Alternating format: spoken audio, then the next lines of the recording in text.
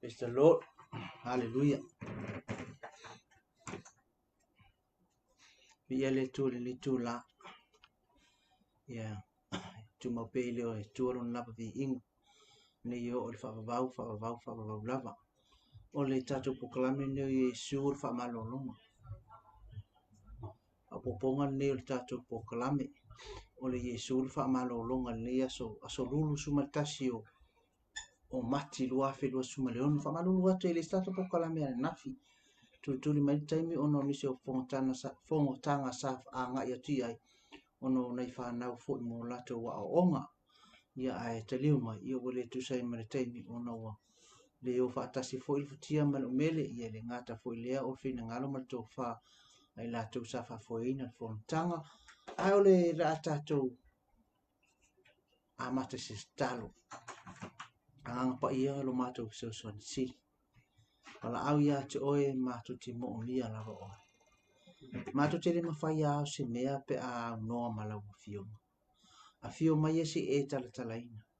A fio mai se e whauina le mea whaingaluenga.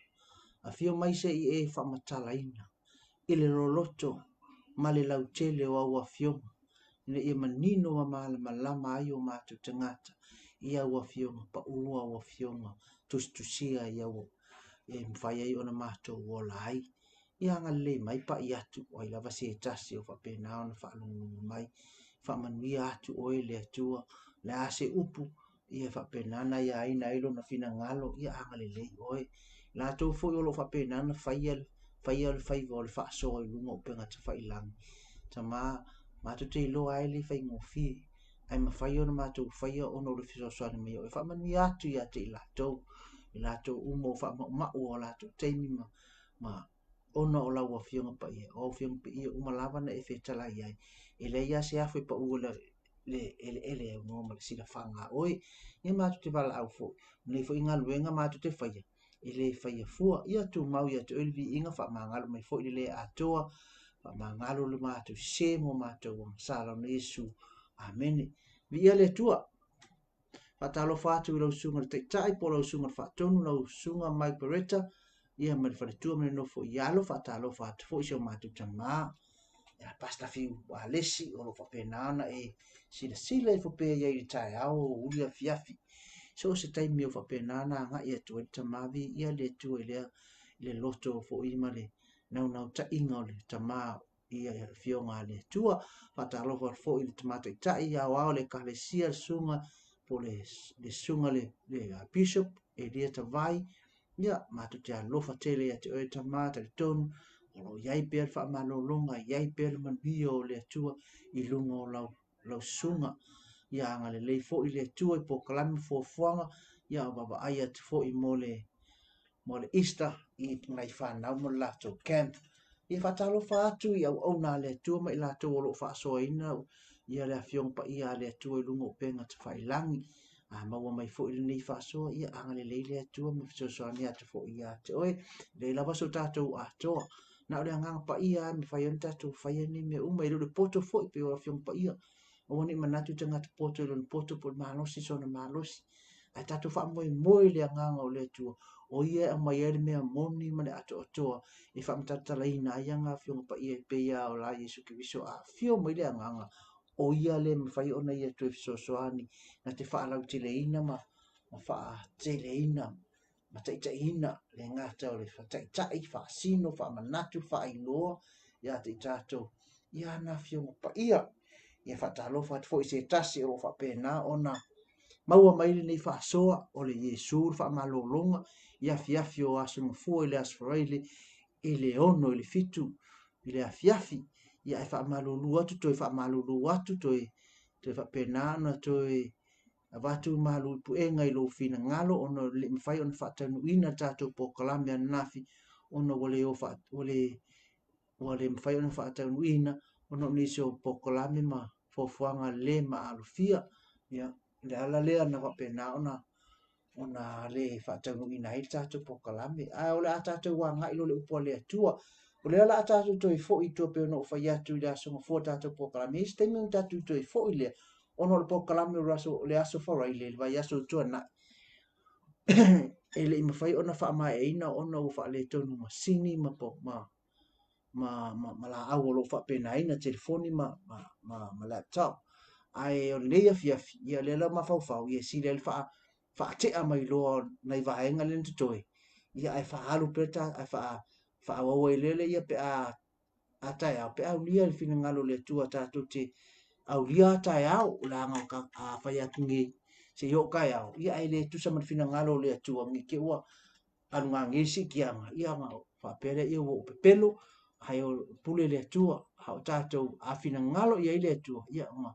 hau le koe a matatu lola ia i mero ngata mai ai a le ro te manatu le nea fiafi no le a tātou koe a ngai le titi ai tua ngare kasi ale skepu lo koe skepu ngai kua ia o ngā ko o le kai au ia ka koe wha solo atu lola ia pe atu se mel fina ngalo le tua o le vaenga la le ngata mai tātou wha solo le sfaro le la te mawhai e tau wha umatu pe wha mai atu o lo oile luka lo mta upu e fitu alo na whai upu e 5 se fulu nai pau ana si vaenga o lo wha pena ona le umawhai ona wha mtatala ina atu ai ona o le umal tātou po klame o le mta upu le lenta le noa to le vai aso na o le wa tali Yesu ile o le tali Yesu ile farasai o Simona e fa tusa ai lana va ai le tina le po malia ia ma le va ai a farasai amen le anga ko ikango a Yesu ke riso ma ko ka kala ile o onga o mea ni fa tusa ai le va lana va ai ono o le va ai al tanga al farasai o le tina nga sala ai a fa pela ilona ma fau a fa pea o Yesu o se profeta e kaulang malama i fafine nei o ngā fafinge ngi ele se fafine o le fafine faisini lawi lo i tono le haile o petania i lana tu mo nanga le a lengo fa ingoa o le fafine anga sala o na iaia nei mea iti po o ngai ngalu nai fa le tono le tinale pe winga o le tala e o le tinale o la tu inga o langa fuinga le ese lista maloa fa pena man tuol mata upo e valu leta na noa ia Marita ia Maria le makitara ia nisi tangata i manatu ifo tangata ele ai ese mai Maria le makitara o ia le lenga fa malolo ina na makuli ese a Yesu ia te mone to e fitu sa proses sa tinale sa pulea le soifua tinale a o Maria lea o le tua fine o la salo le uso Marita Maria lea amen o ia foi la leo le tinale o le Maria lea o ia o le Petania ai longa le tinale i winga mona ia na winga lea lenga fa mai le farasaio anga fai o perfecta nga ke lo le leia o le tinala o le tinanga sala ai sea ele mafai on contact pe mafai onga o fa kasi le tangata pa ia le manga o le tangata le farasaio o la ko o le au pa ia ele ka kawa o fa kasi makanga unclean po kanga le mama ai fa mai Yesu o ke le sau mo e malolo no sau mo e mama o te le sau foi mo e a mioton a o e nga sara ka kongo ia le nga sau wa Yesu ai mo musu ai la farasai o ta e la ko ke contact makanga ia pe mafuta matangata e mo fellowship ia alela o ngala le fa matana tala lo ia Yesu nga o singa ko e prefer kwa ka ko vaenga le pe ka ko e fo ia ina ia fa fa mala mai ni mata o pule pe fa pe na fa moto atu tatu po kala me le aso for really ia ona fa mai lo le Yesu nga o sau I ko ngol fale e kele au mai ia te au se te vai e fufuru ai o vai altinalea inga o sau ko sa tu mai tua ele I kurti nai luma ma kui ko ai se I lo le tinale lo tu langa ile tala fe ngai pe le fe ngai o ia male ali fa olo Yesu Kristo olan au nanga e fai mai tua fa pe na fo tato po ai la varta ita I olo enga lue e lo inga le o a to ina ta ia e malama I lo tu langa ia tato malama fo yo tato tu langa au foi ni tato manatu fia sili po pe po le afo se poto e lo la fo sawa ma le alu o lau whaasoa, le ngate lea o se mea alofa le atua ia ke oi, ia eiloa a whai o ngai ke au nga i lalo se tai, po o se si o lo whapenana i lunga oi. Le ngate o tono e ka le sia o tono o ngā luenga, amen. Po le alu tō whinga i kongo lo a inga po tō whinga i kongo lo e ka le sia, e ke alu lo ngā luenga o lai te ngata i lunga ko oi. Ka ia eiloa nga sa miti le tai na, amen. Le anga whawhinga lea, e mo o ia tinya anga sala ai na mala malama i lon tūlanga i lo ruma o kua, amen. Na ngore kele fo tina ma tangata lo langa nei le fa ingoe ka ko mo tanga e fia kangaka e fia kangaka i le fia ko i lalo i le tangata ka ko akuro i me kumkumbu i me ala i tangata o i ke manga o e sisi lo tūlanga me langa wa o le alo malia koa o le alo o lo kamale palemia o lo kamale fai pule mai o fea wa tala wa e kama fai e kala lo tamali anga ai e eilo inga fa mai Yesu a e alu le me fai a fai ngā ai alu e ngofo piko i kua e le leile sa wal kangaka ave oiluma ngai lo lako kangaka au mai oilunga i le mea lae ma ki anke ai ave kua pele leila le mai fa aku oilal ai le anga mai oi kongi oi fafo amen pe ki ai oi fafo le kele kalia inga i kongo tau samanga le anga o fainga nga le o le ata nga ta lau faro sai mo lau tu siupu a o me mo fa ala ke kele o lako ofu ina ye loa ye tangata lato tamali anga mo lato tūlanga i te tono sisi o manga po le society ma me fa la putonga amen a ka ngaka fo ile o fa sayo ale va ia ku le o le la unga pe o ia le o ina fionga pa ia le tu ai le alofa nga ele ise alofa ele alofa tina le po ta o tina nga sal ai sauri tangata o Yesu ke wiso o le alo le tu o langa le misionga nga sauai fa mai no usau mo e nga sala ke le sau mo e wa mi o tonu a o ka ngaka nga sala si ko au mai te tonu ile a ingo le tua amen si ko au mai tangata le loa si ko ku ko fu mai usau mo ma mo ale nu a isa wa elu wa le loa ma mo yuta a ingo yuta amen o ka ko le ka ko ngol fa la ingo le tua o ka ko fa na wa le tua wa fa pe na la ko uma la ngal tala tus pa ia fa mai o la to uma talia o yem fa to tu e ti wa nga ke ba ku yo le mangwe maka u fo ila to wa fa na wa le tua so e o ka ko long fa ngi sala elu o ka ko wo isara elu fa le nganga amen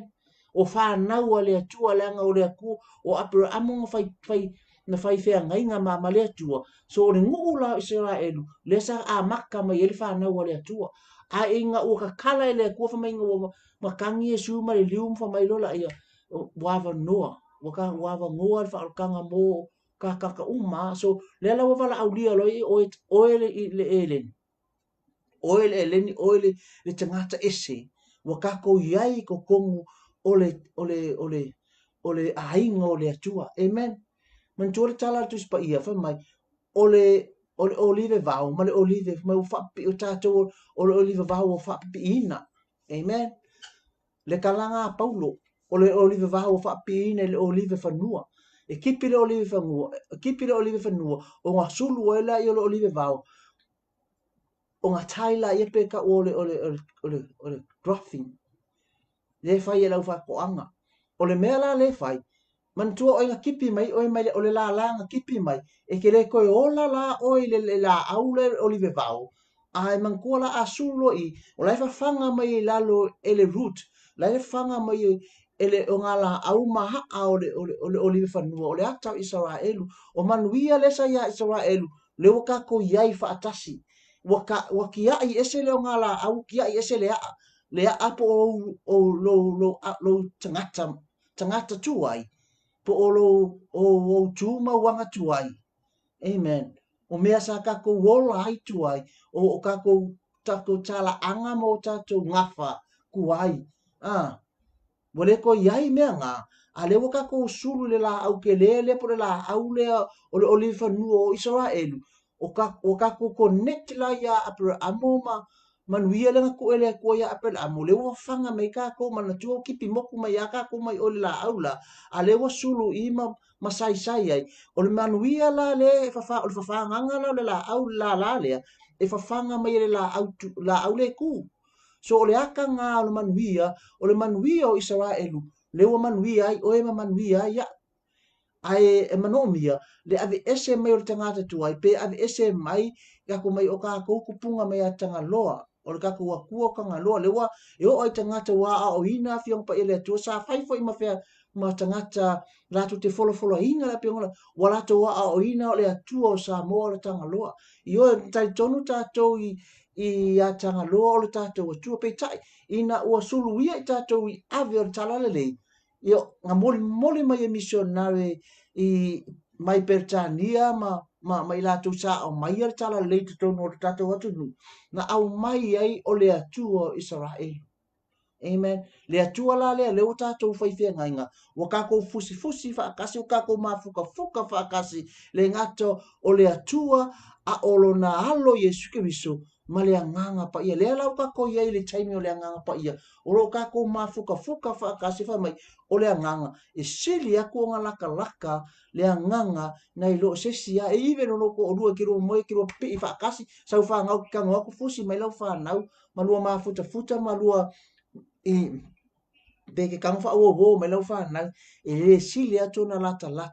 le tangata na ilo le angang pa ia te tonu lango angang pa ia e nofo te tonu ia te oi amen o lau fa na nga ang contact e o foi to lu nga ang contact pipi amen a o le nga pa ia e tua o ko kongo tangata lilo yo a ina person e ngofo ko kongo nga pa ia le o ngala le inspire ngai ka ko ma fa manatu mai ma fa ai lo mai pe a eval a wina ele ka nga ka umai ngofo ai le nga pa ia amen e leo tangata uma i eile anga pa ia nga o la koua e la tu te tali tonu ma wala aulia le anga pa ia e a fio nofo tupu te tonu i lon tangata o nga ia la nga le ngata e faa moe ai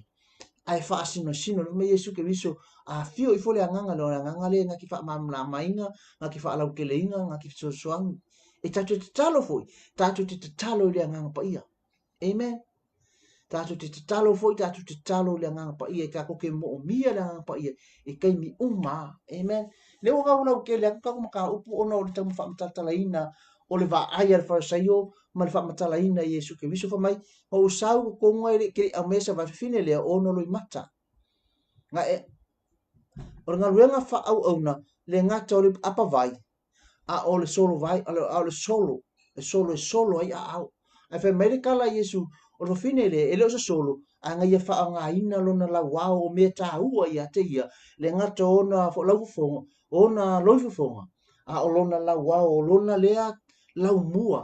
po o lona lea mamalu o tina mamalu o te mai tai o lona la wao ai le avea vaenga ia na fa mo lunga le tina ai na ia tu lalo a ao le tua pa mai ngo e kere fa winga fo lo ulu se fangu se u noa po se u masang ai fe me ni fa fingi le ngata wia kis kere fa filo a ia te ngo usau ko ngole o lo fale nga e vala ulia inga ai ngo usau ko ngolo fale e kere fa filo a ia ke alnetina o ia kisi lalo o lo vai po o vai kere fa au fo lo ulu isi sua u fua ka fine nei fa mai o le fangu nato tau tele le tau ngo fie le fa makala ku ta tato pokalami le stofi o tuana yatu amen ke le yo kapenganga tinalia ai va ai e le se me la titi tapenanga tinalia e ta o mea umang kapenga tingai o me sili atu na ta ua ia te ia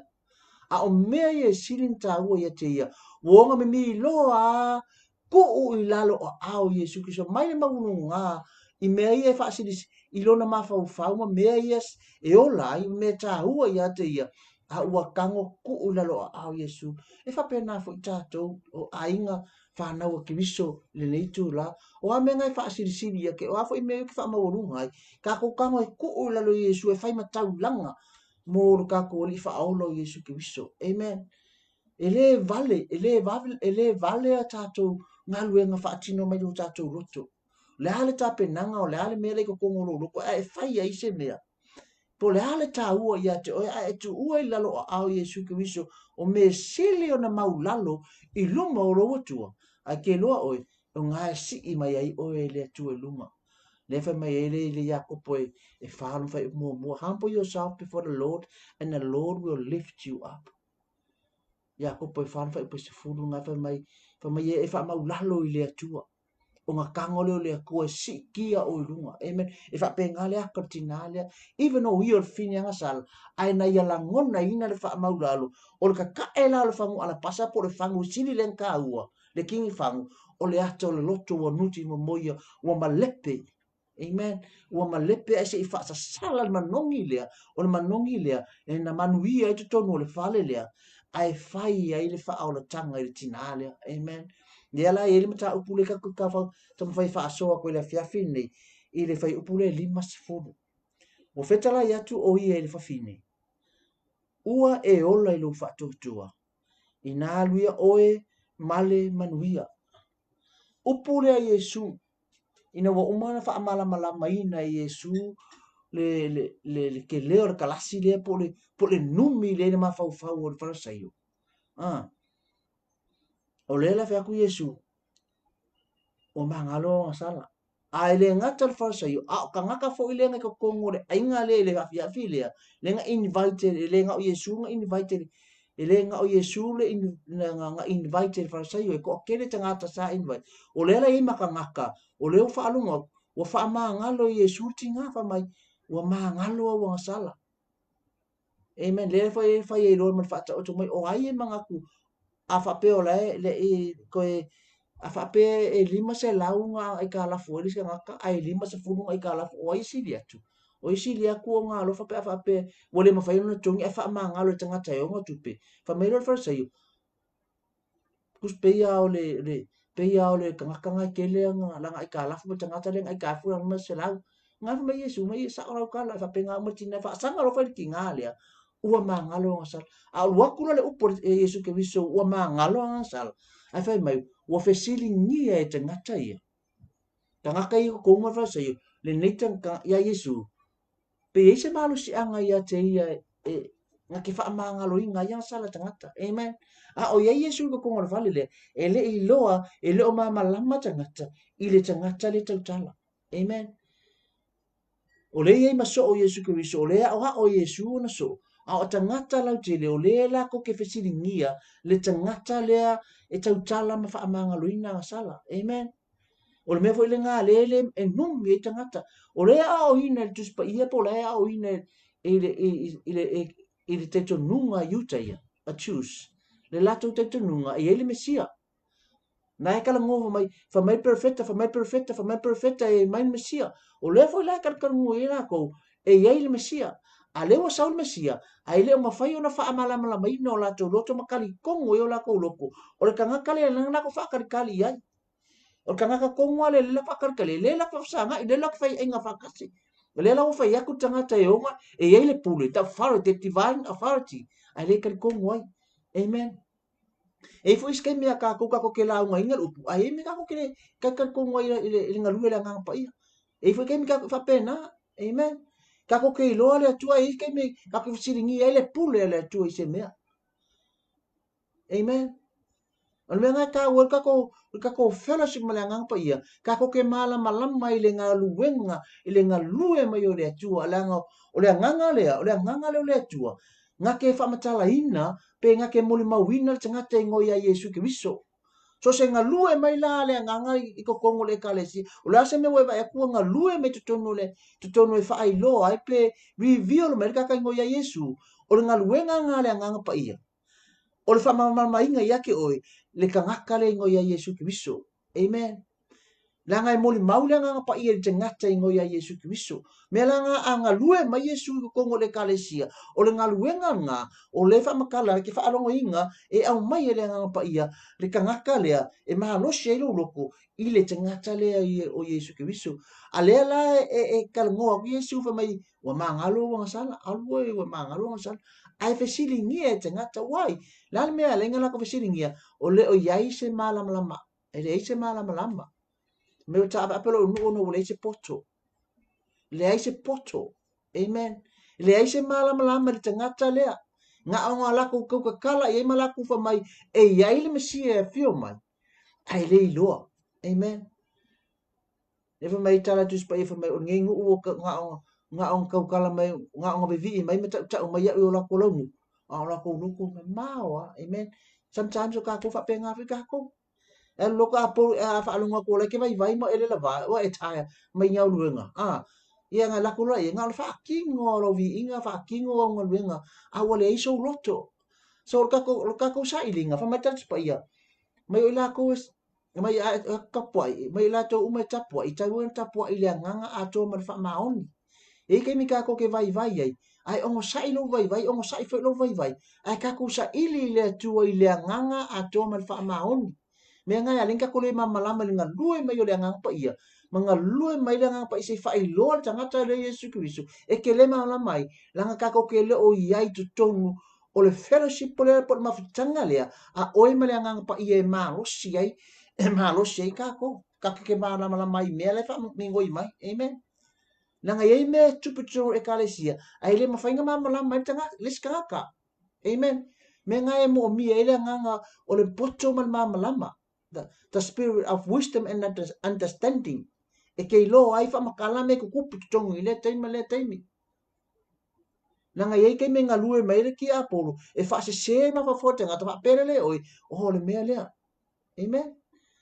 ai ka wonga ye ya ka kule nganga le fa ye ona tatu le nganga pa ia le nganga o le tu le ma fa ye onga ka ko I loa ina ai ma malama mai malama I me tupu le taimi ma le taimi amen le la u fa ku yesu e mangalo onga sala ele ka tonu I tangata le langa ye fa tala le ai ile fa ipu mulia fa pe meloli Yesu o feta la atu o ia Yesu le ile fa fine Maria le de kuangangi o la salo le to fine o la salo le uso mareta dai sa le Yohana mta upo sumatas fa upo lua ngai fa makala me fine le ni tu ke o ko su e po la mo fa ya ko yo o Maria ngali Yohana sumatas fa upo lua ngai fa makala mai e fine le sa ngai ka e mai o Maria foi le tuangane o la salo o ia le sa ia ta el fa al pasa mau wai vai Yesu ngai ta o tori yani no ta pe suma ta fa pe lua amen e fa mai lo la ia o feta la ia to o ia fa fine o e o lai lo fa to tua mo mo fa mai you have saved by faith your faith saved you po o lo fa to tua o e o lai amen po o ngisi upu o e ola I lo fa tua I baba ai ku spe pa lang e o ya ai me mo nga fa mai Yesu o lo fa tua o e o lai so ile kuspa ia ile ai ai ngetu spa ia e ai ngai me la iki ai fa e tau fite e na ia ile me re ta fa tua amen fa tua o kala mai Yesu ke miso o lo fa tua o e o lai fa ko fingele o lai sa na sala ile va ai nga la frosaio ile va ai a la uri se ko ngol ai nga or ka le nga sala tinale nga sala fa finele nga sala ai ina u fa atino la na ngaluenga le sa fa ia ile fa ling ile iona loi mata na le lingi foi vai Yesu ke viso ma I folo na la wow wo so loi ai ona vai le ngata ele wo songi ona ao ma ia ta elefangu fan nato tau tele o le me tau ngata ele tau ngofie ai u ai vai Yesu ke viso o lana nga yo ina lea nga lava nga ba ai a Yesu ile loto le fine le mata penanga fa fine le ile I fai ngofie amen o le tala Paulo e tala Paulo le Roma le ma fai mo le fai mo e lai tala no ai Paulo fa mai o le justification by faith o le taua me tono ina le fa tua amen nga le fa ku ai taua me tuni nai e lo mai lima fa pe fu male lo mai lima fa mo o le nei wata o me tuni na tatou le fa tua o le tatou tele le yai ma le atua ono o lo tatou ali o Yesu Kristo amen O le kalangoa ngā Roma, kalangoa ngā Paulo, e tau ame tonina tātou le whaatua. Ai ese fo ila le aia ia kopo, amen. Whamai ia kopo, le ia kopo e lua lona whai upo e lua sfuma le ono. Mai whaapea le tino ua oti, pe a te ale anganga, e whaapea le whaatua, e whaapea le whaatua, pe a le aini ngā luenga. O lai tala noa e eisinga klasi le kiki pe e whaalongolongo le titi ai. A ile fionga pa ia le atua, e le ese clash, amen. Langa e whaamatala ina i le anganga o le atua. O e vaifo e fina wina, e fina e stein me fina wina e te ngata, ia passage ia po vaenga ia tuspa ia. O le tala noa ia Paulo, e tala noa i le whaatua, faith alone. Amen. Ngā alu whaakua lala winga le faith alone. E ke whaakua ia Yesu Kristo, maua le ola. Me o nui tau tino ai, o loto tau nuai, o mai le whaakanga ngā. E lo whaakua le malu e ke le wa ai a Yesu Kristo. E ke le wa ai a Yesu Kristo, a o lo whaakua, malu kongunga o Yesu ngā maliu, matongi o la ina tātou wanga sala. Lea la ua mai langa mi o kongu, lea mi o kongu lea kua, wa ka ua mi kongu ingai o, ka ua mi kongu ingai o, ono wa tātou whaatua tua ili maliu Yesu Kristo. Ngā lai ka mamakala mai e Paulo, ile lima ngā lona whai upu, ile Roma e lima lona whai upu mua. Ta ua mi tonu ina e tātou le whaatua tua. A le kusi la Iakopo, whai mai Iakopo mai, o le whaatua tua ile ini ngā luenga, e pe. Amen. Ai vai foi lá le James le kusianga Iakopo e lua lona fai upu e lua sfuma le lua. E fa pea, nga lua fa tasi fa tua maana nga luenga, o nga luenga foi. Wa ato ai fa tua. Ko fa longo mai ve le fai upu lu suma lua le Iakopo e lua fai upu e lua suma le lua. Na nga lua fa tasi le fa tua maana nga luenga, o nga luenga foi wa ato ai fa tua. Ile vaenga le o le tare no ai Iakopo ia Yesu Kristo. O le whaakua o Yesu Kristo, maana ngā luenga, o ana ngā luenga e whai. O le whaamalolo, mai o le whaamangaruina ngā sala, wa ako ai le whaakua ia kako, no kako wa ai, i mea lai whai e Yesu Kristo, o ngā luenga e whai Yesu Kristo, wa kupo le kako whaakua, so, whaapei wharu kako mangaku, sorry. O le ngakala me whai ona whaamalolo, mai, lea renga i ringo kako pakolame, o Yesu o le whaamalolonga. Amen. O le tuse Iakopo, lo tara no ai mea kau, o le practical e kaunga nga yoi, amen, e kaunga whaakingo, e le ngā upu, amen, ngā e wa ainga i le vaenga ngā, i le vai upu i le akopo e lua lona whai upu e lua suma le lona whamai, e pei o le tino oti, pe a te alea ngā,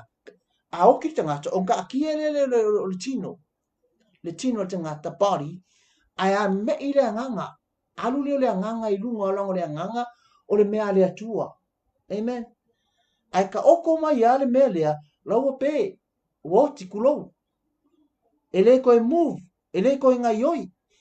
Ai wha akusa ia i Iakopo le mea le tau o le wha atua pe. Mai pe ale inga luenga. E ele mafu anga ia lei, e le kalas pe mo whai aku ai. Ono Iakopo ai e tala ngoa le mea ka o le practical, wha atino. A ele whakingo inga, e ke le maua se le reward. A ele e whakeka inga, a ele alu ke whainga luenga, ke le mo se kupe. Amen. A ele ko anga e whaiau mea onga, e ke le mo le poko lea, lenga e wala au lea kua. E le whapea ngā lo moe, a ke whakalikali i lea kua, e pa mai ai rau mea ai. A whamai a kopo, a e ka kalo i lea kua i se mana onga, alu e whakingo. Amen. O le vainga ngā le kalangoa mai ia, le tama whai ia Iakopo, i whaamakala mai, o ngai practical ngai ia. I langa ia kusi, i langa frati, i langa theology, po langa theology, a Iakopo rea. Pera ka inga a whape ka koe kalo i lea tua, mesa ko whamua. A pero oio lo ngali, kalo i lea kua, ta maa, a maise whamua. Awangi e ngofongofo ai, i le whape ngā ngofongofo, ka kalo ngofongofo whakarikani. Whakari wala kei mina kei. Io e le whakua almana onga le kusi Iakopo whaakingo se ngā luenga. Alu fale le mele whaatawi whanua. So e solo, so e se awala wa aipo le ale me kaunga whai. A lo ngā luenga le ki ngā lue aku. Alai ka amilo mai le tua e whaakai ia ilo, e whaafetai ia ilo mana onga. Ese me lama te tonu ngā paulanga, ese context. ese si o manga o kusi ne alai o nga pe class ile mafafo tangata ai le class amen le fa mai ai ke lo fa mai kala paulo mai e ola tangata mi o tonu le fatotua e ola tangata mi o tonu le fatotua the righteous person the righteous people kanga ka mi o kongu la me ala inga fa mai e ola tangata a mi o tonu ile fatotua amen ole langa fa mai kala tus pa ia e fia le tu e au le tua kalanga fata otu kalanga kuse fata otu e au marsalamu e au le tua tangata mi o tongu so se mea e ke e fai ala mi o kongu inga lue mai le kua le anga lisi character nga po le mea nga e sili atu na fia ele tua o le tangata mi o tonu me langa fa mai po le ale ave o i fea le ufa mas se fa kata inga fa mas nonga ave la o i fa mas nonga a le fa masinga o lo kua ia o le mese se a le ke lo o le mea tonu lea amen o ie sa o ile kua polo vai polo le atoa po le ai fo ia ngeu mea e ngā lue mai lea tua i tangata lewa mai e ola tangata lea me tonu i lona whaatua tua e tani tonu e ngā lue mai lea tua la te au ona ya o le iai lea me tonu o lea tua ia te ia e se ngā la ngā amen ai ka kako ke ngā lue tato te whaatino ni sometimes kako ke kakalo i lea kota mā le o whai le me lea le ka mo whai o le poka la me le o whaata oto mai o nga ka kong ngofo le ma ka ko fa kali i le kai me sau ai le tu yo yes e sau le tu lo taimi a o ka ko ke move on e fa anga lue e nga yoi e ka penga e saungi e ka ma fau ai sau le ku e mai le poto amen e mai le poko e fa tino ai ma fa poka la me ai me ina ia fa tanu wina le mana onga amen e le fa apela o fa ia tu fa ka inga o le mele fa mai e pia kopo o lo mai le vanga e mai anga luka kalo le mai tama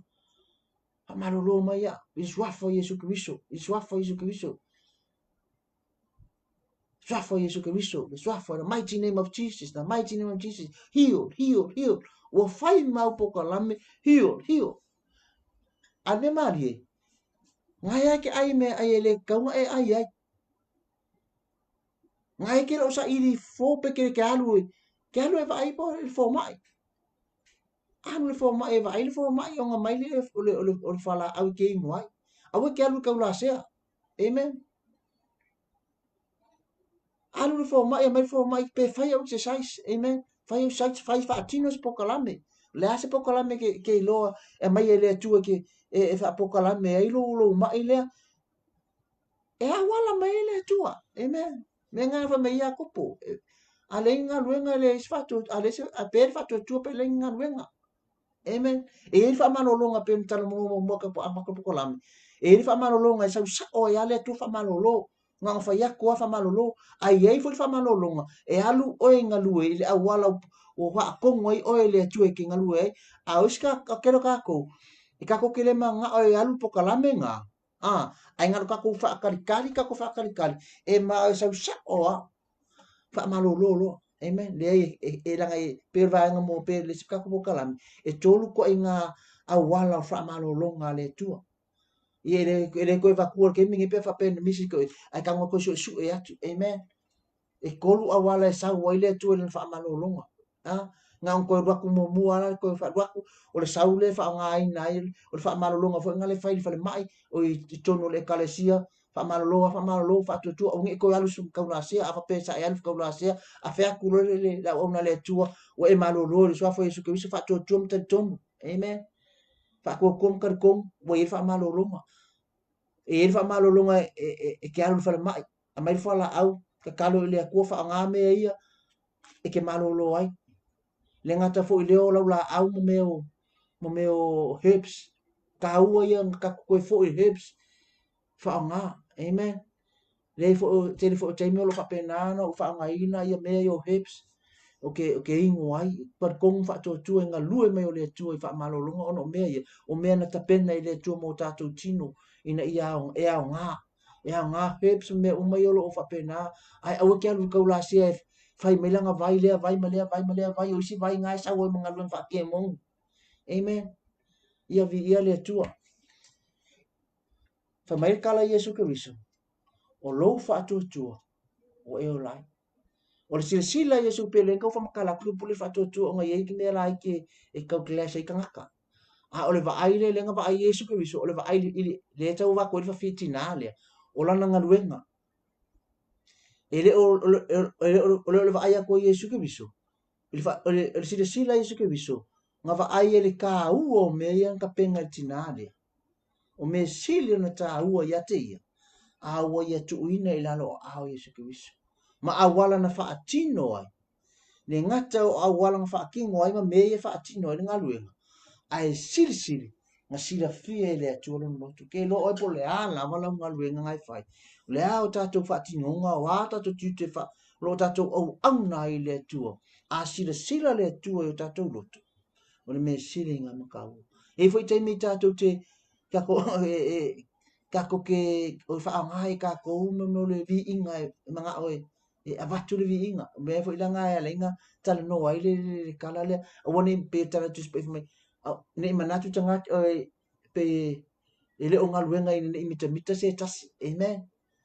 e ai ke me kako ke fai ai mea kako ke manga oi fa sili kako i le lisi la sau le so ku pe venga pe ala lu mo le kalesia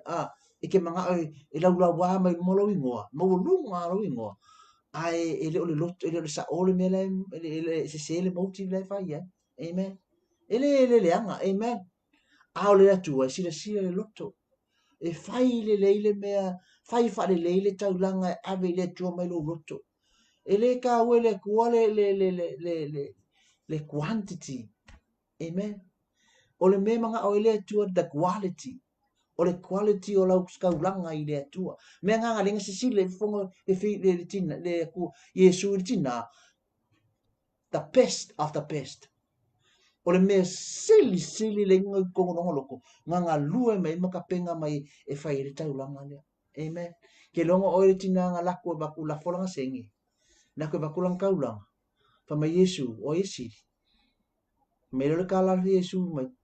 tina nga la folanga lima sengi. Ninga masenge sila ko lang al fini na ko nga umala amen lalme sila Yesu ele ole ke leo le tupe a ole mele o mea ole koe tupe ale nga tina amen nga ia la fuina mo le atua ai ke leo kako ole ke leo kako upu tangata na ke la fuina le meititi amen al malia la le fai upu kako o kako fai upu tangata le ai ke le o mama lama le situation na ile tangata amen awangi e fai ka winga tangata ngol mea ngale tua fai ka winga ka awangi ka ko chinga tangata i lau va ai ko o per nga luenga le tua nga ke chinga ai au ke pole ale ke le te ulanga tangata amen e ke le loe o e ia pe ka le paule la alu o pe la ke pe nga la for ko le afi pe lima se lau o nga e alu lola ia la ke le ko la ia kupe amen a si tina le only 5 ta la 10 ta la left ale wo kamo ave nga sauli tina le saulo na fale ele isanga me ai ele isanga me ai a o ele ke le yo lo kaulang nga alu le e ko e kausami ma e ai le so o feo me ai e sirin ka o ilu moletu o ai sili o tangata ia la lenga kuskusa Yesu ko kongo mai o ai la sili tinana lenga lafo le masengi sili aku nga langa o mea uma le wa ke ia le wa ia lafo amen a o ele nga lafo e ke manga o e fai mea ia ono so vi inga amen ele fa pela o tangata uma e fai mea lea e ia tangata e manuia ia o lana ia fai lea masano le fai taulanga ke lo tala no atu ia te nge ke fa pe ele a nga le taulanga amen le nga ile mata upo tu na ia tu na fa nga ile tu le fine no ia Joana e fa sa vali ia ila na nga luenga o tu pertinalia o long tamau a inga tinalia na fa sa vali ia ile ministry ia Yesu Kristo o le mana o nga fo nga mo o mo ka ko nge mo e ka ko kupe o nga ke le kupe ia e whaonga o le atua e whaasavale le gospel of le atua por kala leia le Yesu Kristo i le malo le atua amen a o ka koula o tatou faitauina tangata so lo fai ka whaamasinoga na e whaasalai oi amen o lo ke tala no atu o nga o experiencing le melia o nei vaenga kupe o ma ko te toe pele pole ala va se tupe ko ko i se asa ia fa ko lua lafo amen ave pele fai sulu ia lafo uma ko ngakanga ma ko i kali o tari tonuina le anga le lei ma le fa ma on yo le tu o ke le pole fo i pe fai tawina o tangata i le fa inga le ke ku o tanga na o le atu ai si le fiina amen o la uleanga o la uia la nga pokalame amen a o le afo i sa pokalame si la ile atu e la pokalame amen na ngole atu e su e le loto amen ka ko su e me va ai o tato mata a le atu e su e le atu e le loto ke le foi va venga le atu fai e tono lo ai ngai me fa pe e niste mino mo le mau ai le anga le leo le atu la for kupe le ai ma se kupe ma ke o mai fa kula kali ko ya le fa laisa ai kur ka avale mai ai le peka piu amen mai le loa from nothing ai sau le ku yo va venga ka ki ya yo le atu le te o na ai amen te le yo ke mi e le se kupe ai sau wa tangata fa so a mai le mea o le maka o kia ngā o le kua langa si sila le atua le loto o tangata. Amen. o le ia ka okoro lana, whamero le tala a Yesu. Le lao whaala whaamuka ki ngā ngor keimi. Il whatu atua. Whamero la ia. Ua e ola lo whatu atua i nā luia oe male manuia. Kala ngā Yesu ke viso. E lua mea ku e le Yesu fine. Mua o le whakua kua wolai. Lua whamai. Call with peace. Aluia oe man whatuatua. O le winga lu whatuatua o le winga lu upu peace, whapalangi peace, a le hipu o le salam. O le salam la, e mawhai o ngā e whawhiloa i ai. A lua whiloa i salam. A whakofa salam. Amen. A ile, i to tonu le upu le salam, o loo iei se winga se mea te lea o loo ka oko ai le upu le salam. Amen. A o le mea le ka oko ai, le mo fai e Yesu, o ku e Yesu, i le tina lea. Ma mua, o le upu le salam, e ke say hi and say goodbye. Amen. Ke rufa ka alofa ai, e ke rufa mawai ai. O le ale kala leo le mana onga leo Yesu ki viso. Leo fa atala noa le Yesu i tina, say goodbye to your o langa tuai. Fa ko fai lo o langa kuai, le alo langa kulai, o langa tuai. Le o langa le lefa mai le isa ia, lefa mai ka malo au, lefa mai fra sayo, ka malo simonga. O le fafine anga sala. Le o le life nga, fa mai Yesu, say goodbye ai. O mea ianga e faia, o mea ianga e fia ai, say goodbye ai. Mo e fa ko fai. Amen. Fa ko fai mea nga, that's salam. Say goodbye. You are past. O mea leanga ianga e whapea whaka kou. O a mea leanga sa kako wolai. O le ale o langa sa kuai sa kako wolai. A e tali maua lo Yesu Kristo o le ali. Whai maari whaola lo wolanga. Say goodbye all your past. Amen. Kalanga Yesu mo whai tinalea. Say goodbye to all your past. Mea kuai nga. Awangi e koe mga kuai. Alanga pokalame le tangata. Eva aile kua nga. Yesu Kristo. Malea tu maloa tua. Eva ai ile lumanai. Lesea, o lo ka oko mai le manuia, i le lo manai. O le winga ngā lupa salam, lesi ngā winga lupa salam, o le prosperity, o le tamau ainga. Le ngata tamau ainga, a o le completeness, o le ako akoa. Ua whaama le ngata, ua whaama maina ato atua, a ua iai manuia ato atua o le tua. So le kaimea ke say goodbye to your past. Ka penga i le akua manuia ato atua mo oi. O manuia le ngata o manuia le tino. A ua kau oi i le langi ma le ola i whaamaba. Amen. O le keimea whamangalu i nea tatango salam kako i ai le manuia i lalo o manuia o le atua. O le keiminga.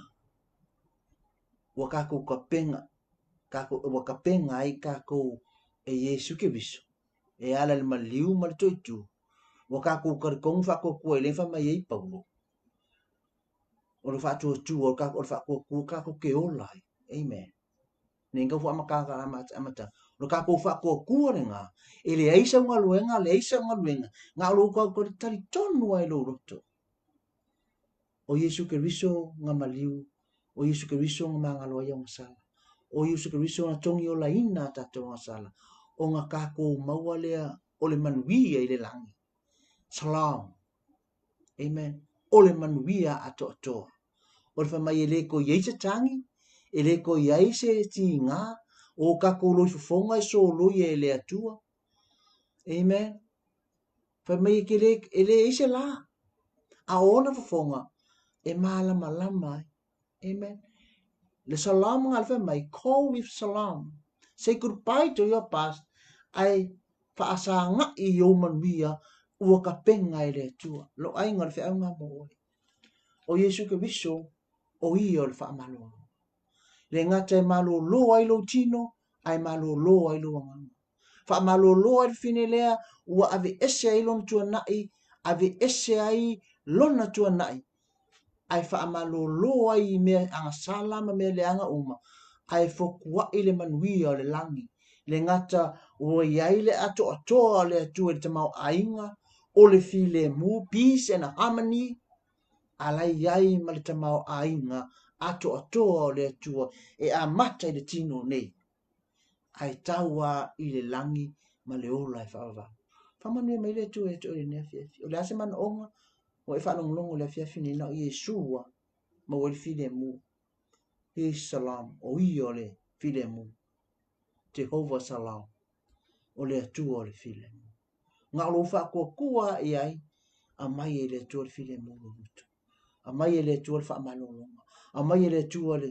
manuia a mai e le atua o le faasaʻolotoga